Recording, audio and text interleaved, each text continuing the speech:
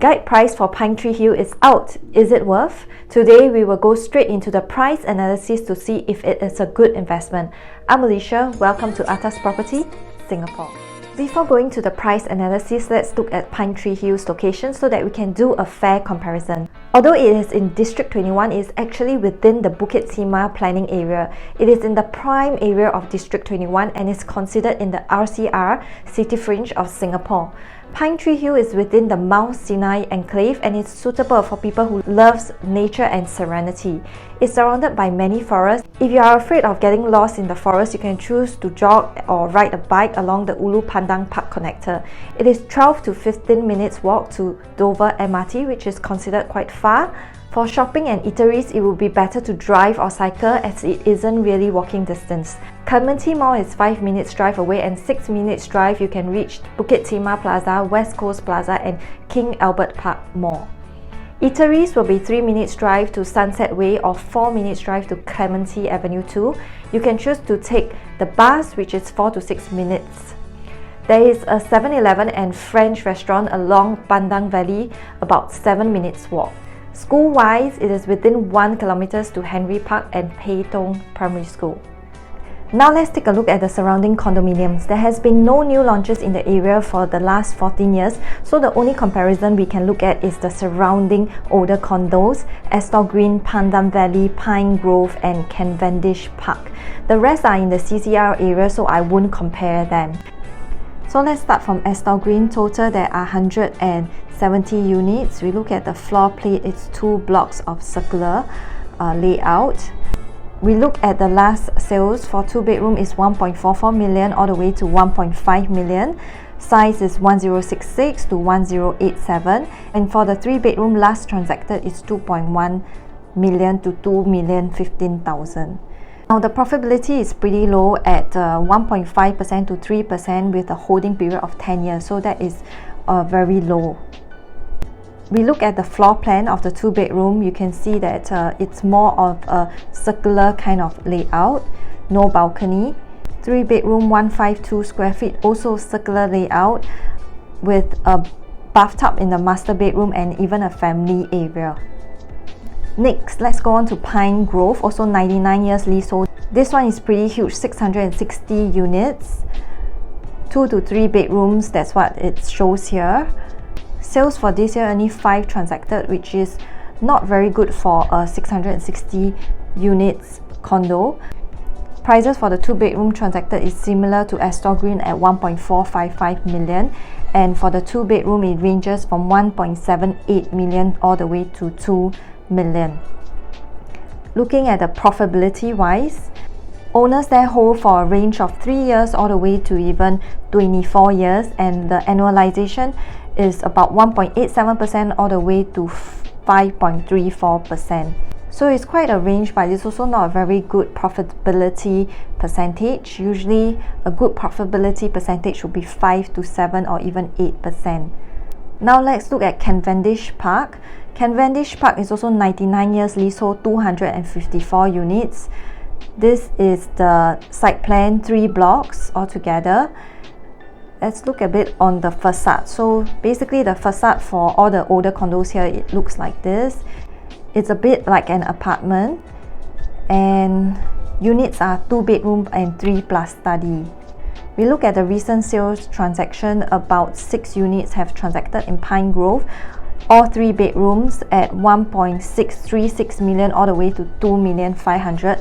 Sizes are like 1227 square feet to 1281 square feet. Owners there actually hold for a very long time, from 10 years all the way to 23 years. And the annualization also is a range of 2.34 all the way to 6.57. So although it seems like very huge numbers, but if you look at those that held for 10 years, they only make about 390,000, which makes it $39,000 a year. If you minus off property tax and maintenance fee, as owners there you did not make a lot. Now let's look at the floor plan of those that have transacted. Basically the 1227 transacted more. Layout actually is very similar to today's new launch, very squarish layout, however it doesn't have a balcony. Sizes is like today's 3+ study or 4-bedroom new launches. If you look at the layout, it's similar. You have a kitchen yard area, just that the kitchen is a wall. Nowadays, the new launches, the kitchen is more of like a glass enclosed area. The master bedroom has a bathtub, so nowadays the new launches don't have a bathtub. Lastly, we look at Pandan Valley. That is the only freehold in the area that I'm comparing with.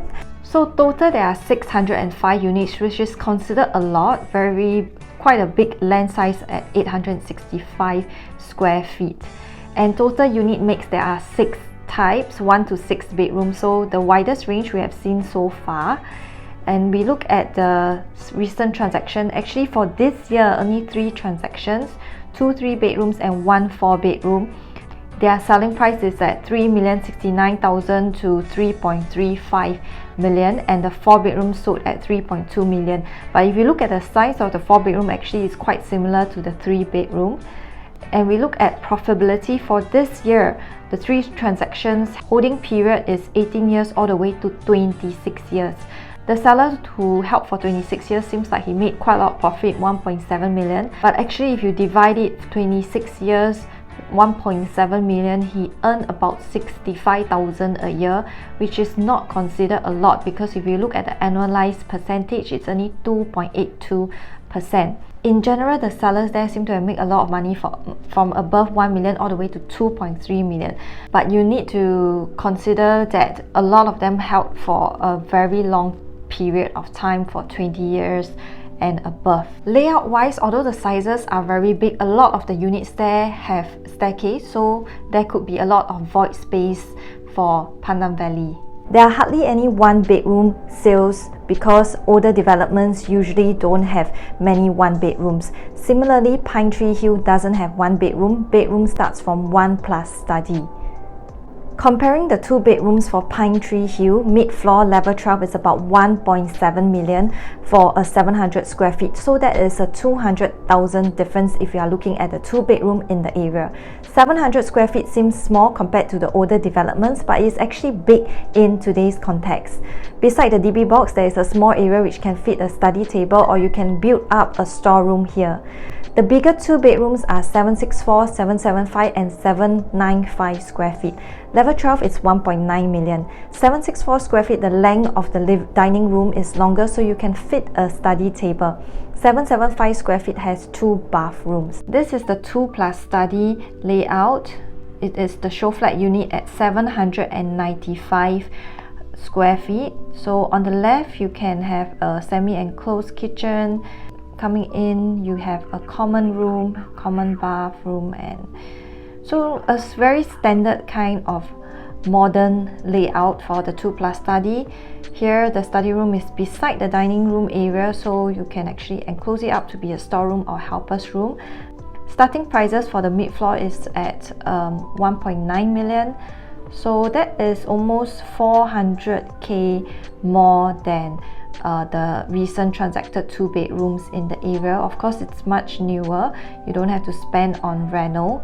Pinetree Hill's 3-bedroom mid-floor is about 2.3 million. The older developments, 99 leasehold, transacted at 1.7 to 2.1 million.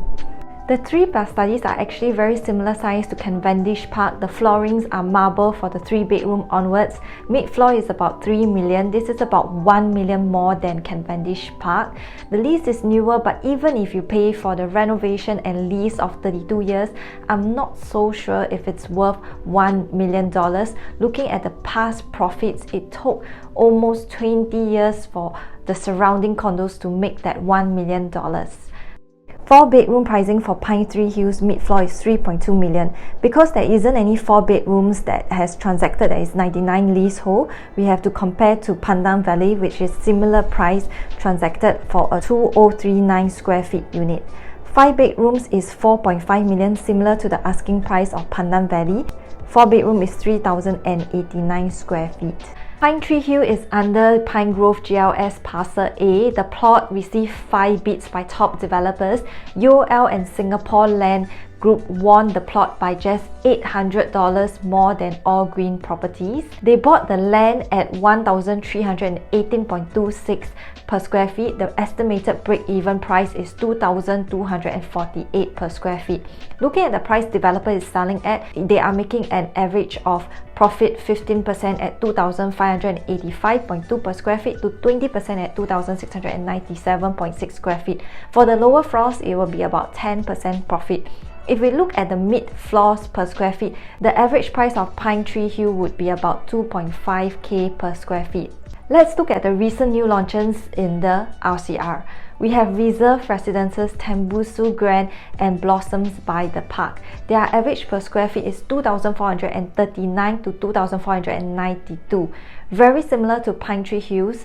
Available new launches, there is Park Suites, last 7 units at the time of recording. Average per square feet is 2,304 per square feet, and One Holland Village, which has similar numbers of units as Pine Hills, total 551 units, with last 6 remaining units, and has sold an average per square feet at 2,009. Upcoming plots of land, there are 2. Pine Grove Parcel B, just beside Pinetree Hills. The plot is slightly bigger. It has about 565 units and under the reserve list Holland Drive. Plot area is smaller but will yield about 680 units.